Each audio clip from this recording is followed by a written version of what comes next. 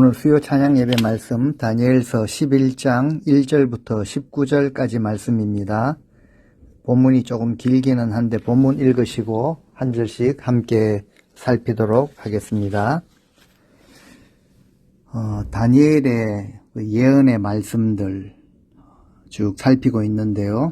그리고 그것이 역사 속에서 무서울 만큼 정확하게 이루어지는 것을 보면서 의심을 가지는 자들도 있을 것입니다.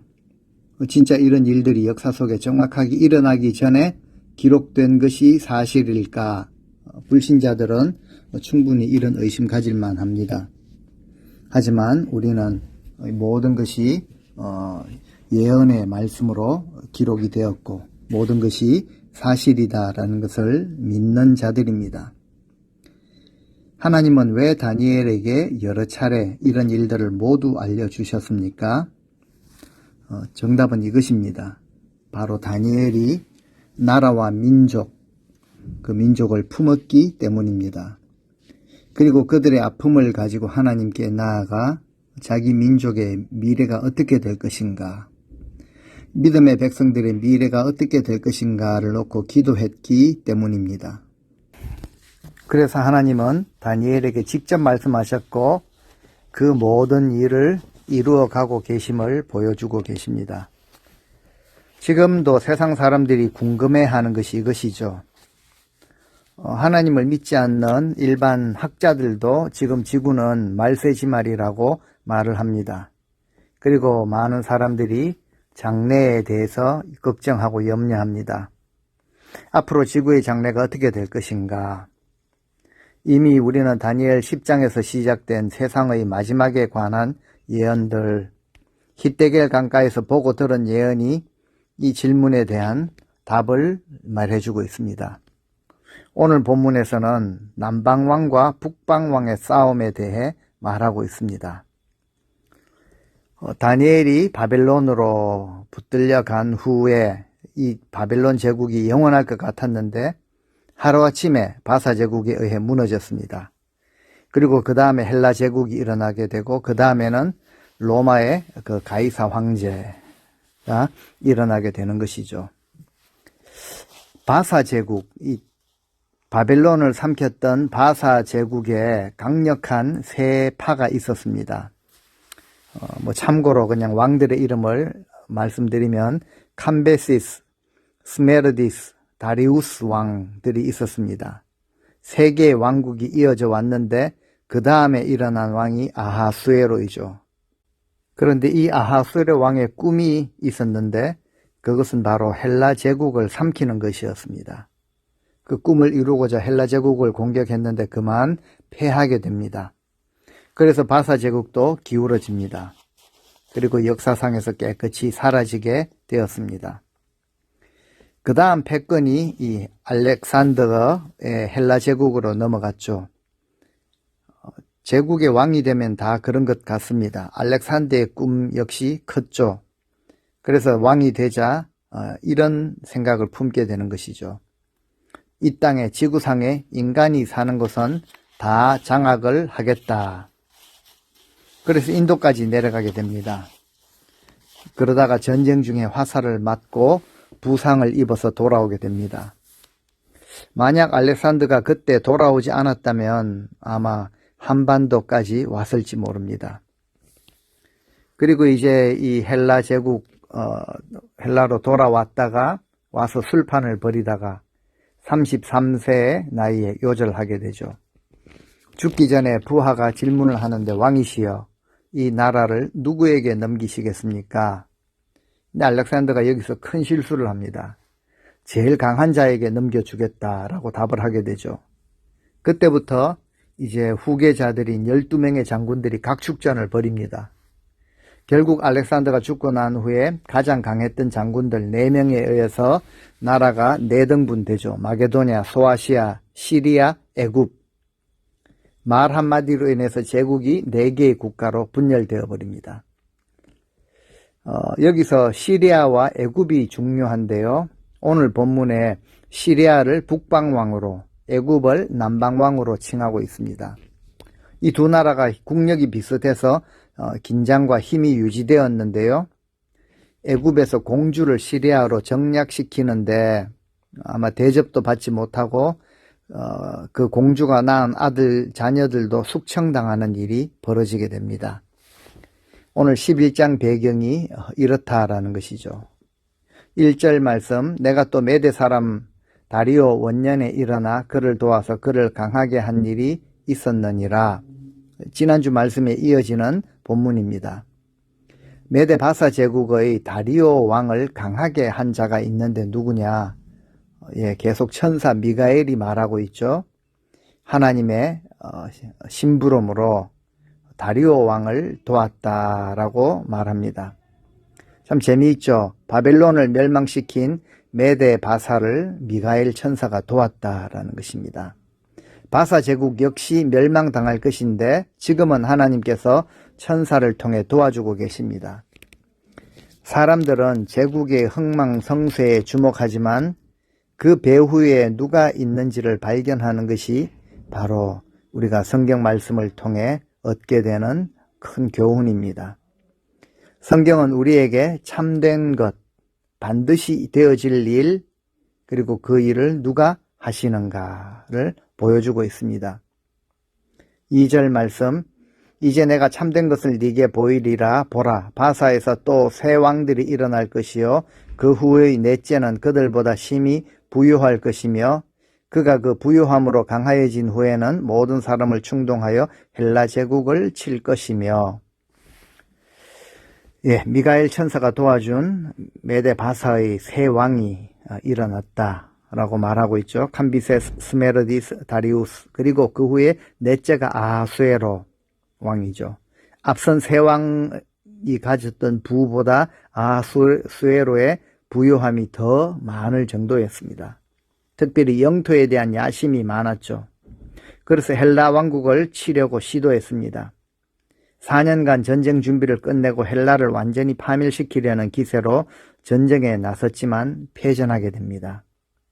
그 후에 몇 명의 왕들이 더 일어나 헬라 원정을 계속했지만 패전하게 되고 그리하여서 바사 제국이 이제 파멸하게 됩니다. 3절, 장차 한 능력 있는 왕이 일어나서 큰 권세로 다스리며 자기 마음대로 행하리라. 장차 능력 있는 왕이 바로 알렉산더 대왕이죠. 아하수에로가 헬라 제국을 쳤는데 패하게 된 때부터 헬라 제국의 패권을 잡은 왕이 바로 알렉산더입니다. 20살의 왕이 되어서 13년 만에 대제국을 건설한 인물이죠. 애국과 시리아와 인도까지 침략해서 제국을 건설했지만 젊은 나이에 어처구니 없이 말라리아로 죽었다라는 설이 있습니다. 그렇다면 그 많은 정복했던 그 지역들은 누구의 것이 되겠는가? 알렉산더에게 두 아들이 있었는데 모두 독살당하게 되죠. 권력이라는 것은 자기 마음대로 되지 않습니다. 가장 큰 권세, 모든 권세가 하나님께 있기 때문에 권력을 가지고 인간이 마음대로 하지를 못하는 것이죠.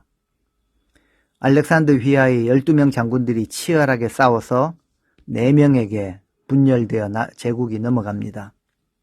사실 알렉산더가 아시아를 정복한 후에 거의 신처럼 숭배를 받았습니다. 그래서 그가 큰 권세로 다스리며 자기 마음대로 행하리라 라는 것이 성취된 것처럼 보였습니다. 자기 마음대로 임의로 행하는 것은 하나님의 특권이죠. 하나님만이 하실 수 있는 것인데 알렉산더가 그렇게 했다라는 것은 교만의 극치였습니다. 그래서 곧바로 왕국이 갈라져서 4조각으로 분열되죠. 4절, 그러나 그가 강성할 때에 그의 나라가 갈라져 천하 사방에 나누일 것이나 그의 자손에게로 돌아가지도 아니할 것이요 또 자기가 주장하던 권세대로도 되지 아니하리니 이는 그 나라가 뽑혀서 그 외의 다른 사람들에게로 돌아갈 것임이라. 그러나 그가 강성할 때, 그냥 강했을 때라는 뜻이 아니라 힘이 있다고, 권세가 있다고 교만했을 때라는 뜻입니다. 그냥 강하다고 무조건 하나님이 치시는 것이 아니죠. 내가 힘이 있다고 그것을 잘못 사용할 때, 높아졌을 때, 스스로 높아졌을 때, 교만해졌을 때 나라가 4개로 나누어집니다. 그 땅은 그의 자손들에게로 돌아가지 않고 어느 누구도 자기가 주장하던 권세대로 통치하지 못하리라 라고 못을 받고 있습니다. 제국이 완전히 다른 사람들에게로 돌아갈 것이다. 그래서 알렉산더의 그 왕국은 자신의 가족을 제외한 다른 사람들에 의해서 완전히 뿌리채 뽑혀버린 것이죠. 세속적인 영광과 소유물들이 얼마나 썩어가고 멸망할 것인가를 보여주는 것입니다.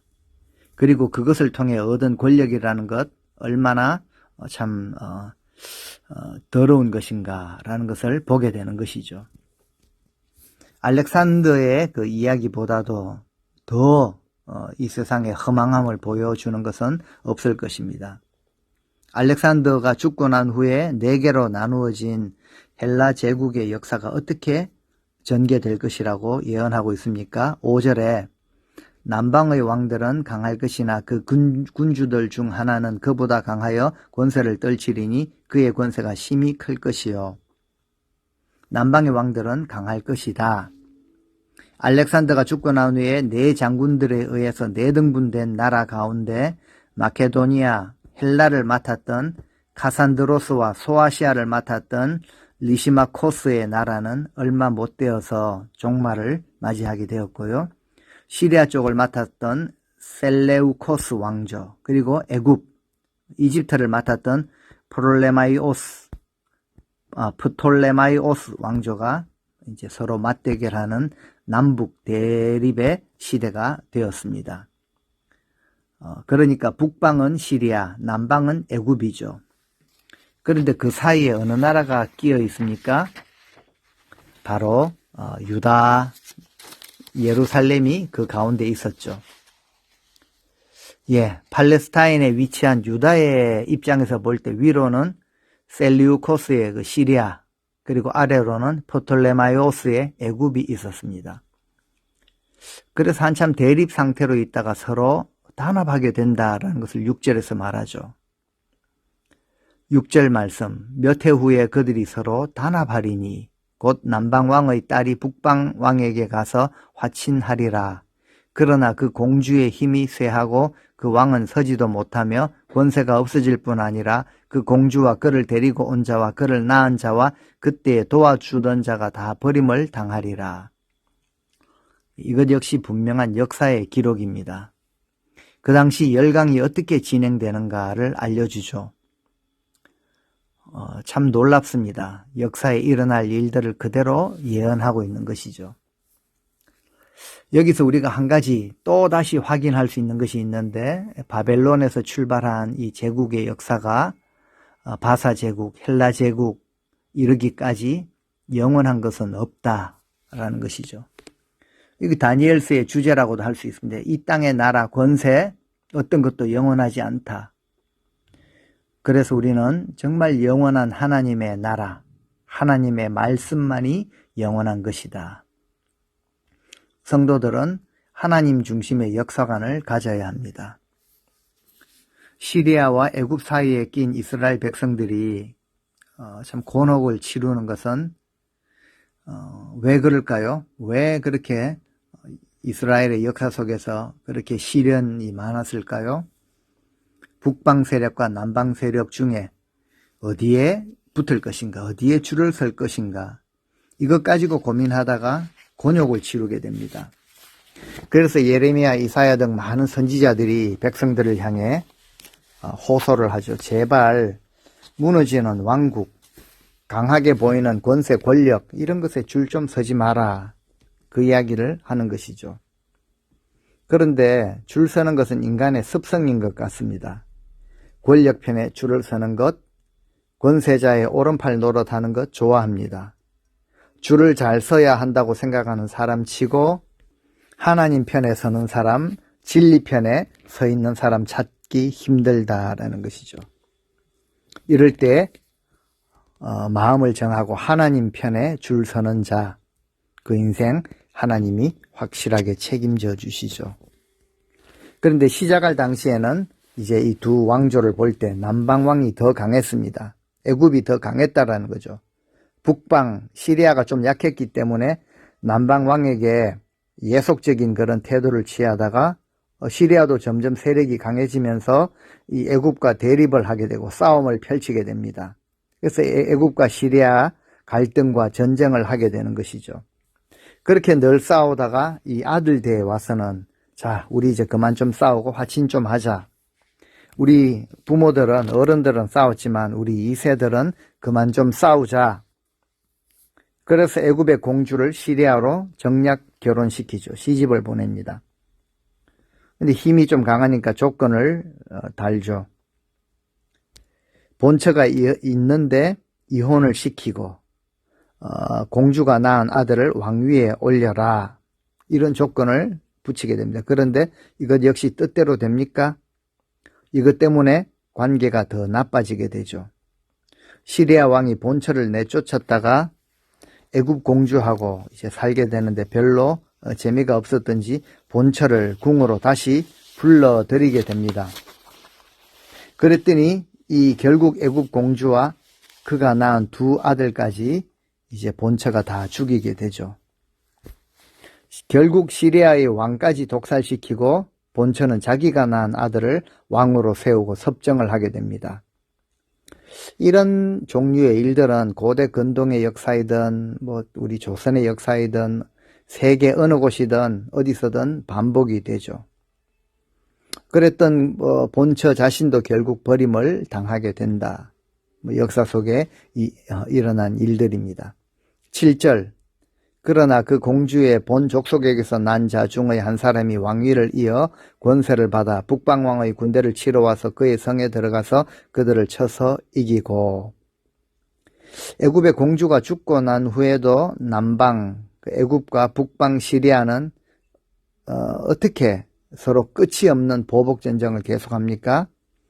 계속 엎치락 뒤치락 하는 이야기들입니다. 우리가 자세한 역사적 배경을 지금 다 공부를 할 수는 없겠지만 세상 역사는 그저 그렇습니다. 엎치고 뒤치고 엎치락 뒤치락 하는 역사이죠. 시리아로 취집 보낸 동생이 살해당했다라는 이야기를 듣고 애굽 왕 3세가 자기 여동생 복수를 하는 그런 이야기죠. 올라가서 이제 그 성에 들어가서 그들을 쳐 부숩니다. 8절에 보니까 이제 시리아로 쳐들어가서 신상 2,500여 개를 가져옵니다. 금 4,000달란트를 빼앗아 애굽으로 가져옵니다. 이때 시리아 왕은 겨우 목숨만 유지하게 되죠. 그리고 몇 해 동안은 북방 왕을 치지 않습니다. 그런데 그 권력도 영원하지 않다라는 거죠. 9절 북방 왕이 남방 왕의 왕국으로 쳐들어갈 것이나 자기 본국으로 물러가리라. 결국 시리아의 왕 셀리우코스 2세가 평화조약을 깨뜨리고 애굽을 공격했지만 아무 소득 없이 패배하게 되죠. 그 후에 남은 군대를 이끌고 시리아로 돌아간 그 사건을 지금 말하는 것입니다.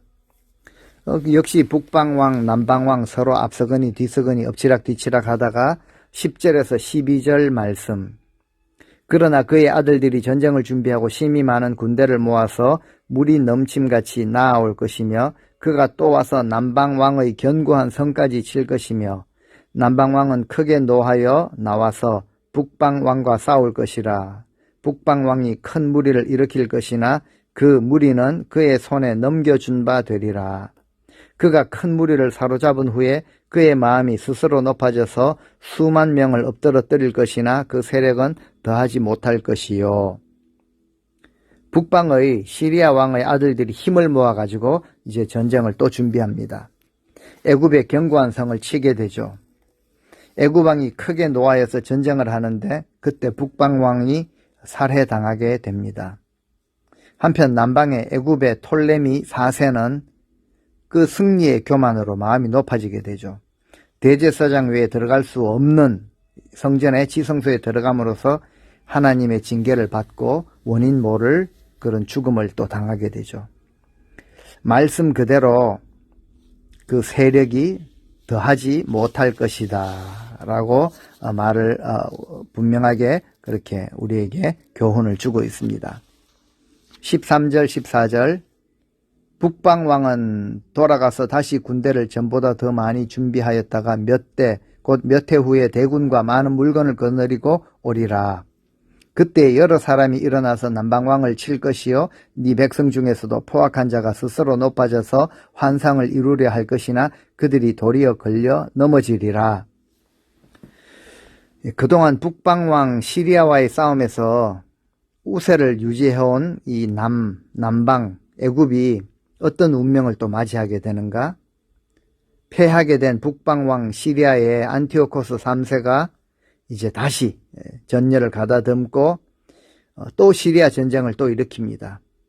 시리아 왕은 알렉산더 대왕의 모든 그 이전 영토를 대부분 탈환하는 이런 전과를 올린 후에 남쪽으로 방향을 돌려서 애굽과 전쟁을 또 하게 되죠.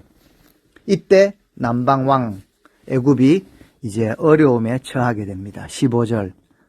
이에 북방왕은 와서 토성을 쌓고 견고한 성읍을 점령할 것이요 남방 군대는 그를 당할 수 없으며 또 그가 택한 군대라도 그를 당할 힘이 없을 것이므로 이번에는 애굽이 당할 수가 없게 됩니다. 16절. 오직 와서 치는 자가 자기 마음대로 행하리니 그를 당할 사람이 없겠고 그는 영화로운 땅에 설 것이요 그의 손에는 멸망이 있으리라. 시리아 왕이 마음대로 행하는데 막을 사람, 당할 사람이 없을 것이라 하십니다. 영화로운 땅으로 침공하여 예루살렘을 점령하고 성전을 유린하고 12,000명의 유대인을 죽이고 로마의 속국으로 만들어버리죠. 이에 이제 로마 제국이 등장하게 됩니다. 17절. 그가 결심하고 전국의 힘을 다하여 이르렀다가 그와 화친할 것이요 또 여자의 딸을 그에게 주어 그의 나라를 망하게 하려 할 것이나 이루지 못하리니 그에게 무익하리라. 결국 가이사 황제가 등장하게 되고 애굽으로 내려가 클레오파트라를 만난 이야기도 여기 나오죠. 결국 애굽의 멸망을 말하고 있습니다. 18절 19절. 그 후에 그가 그의 얼굴을 바닷가로 돌려 많이 점령할 것이나 한 장군이 나타나 그의 정복을 그치게 하고 그 수치를 그에게로 돌릴 것이므로 그가 드디어 그 얼굴을 돌려 자기 땅 산성들로 향할 것이나 거쳐 넘어지고 다시는 보이지 아니하리라. 이 가이사가 이제 애굽을 정복하고 해안길을 따라 귀국하는 그 도중에 북아프리카, 스페인 또 이렇게 적어도 3곳에서 전쟁을 치르면서 로마로 입성하게 됩니다. 그때 남긴 유명한 표현이 있죠. 왔노라, 보았노라, 이겼노라. 간단한 3마디 메시지를 남깁니다. 결국 가이사가 로마의 황제가 되어 득세를 하였지만 그 거만함과 그 잔인함, 결국 그것이 자신의 머리로 돌아가게 되죠. 여기서 한 장군, 바로 그의 절친이었던 롱기누스입니다. 그가 지휘하는 60여 명의 동료 로마인들이 황제가 되려는 가이사의 야심을 알아차리고 무참하게 암살해 버리죠. 말씀 그대로 이루어집니다. 거쳐 넘어지고 다시는 보이지 아니하게 된 것이죠. 오늘 다소 이 역사적인 부분들이 참 많았는데요. 오늘 살핀 말씀들은 우리가 역사 공부를 한 것은 아닙니다. 역사를 우리가 자세하게 정확하게 우리가 다 공부하지도 못했는데요. 오늘 본문을 통해서 얻게 되는 중요한 교훈이 있습니다. 다니엘이 기도할 때 모든 것을 계획하시고 섭리하시고 주관하시는 하나님께서 그 비밀을 알게 해주셨다라는 사실입니다. 이것을 우리는 하나님의 전지전능하심이라고 말합니다. 그렇습니다. 하나님의 전지전능하심, 이것을 우리가 믿어야 합니다.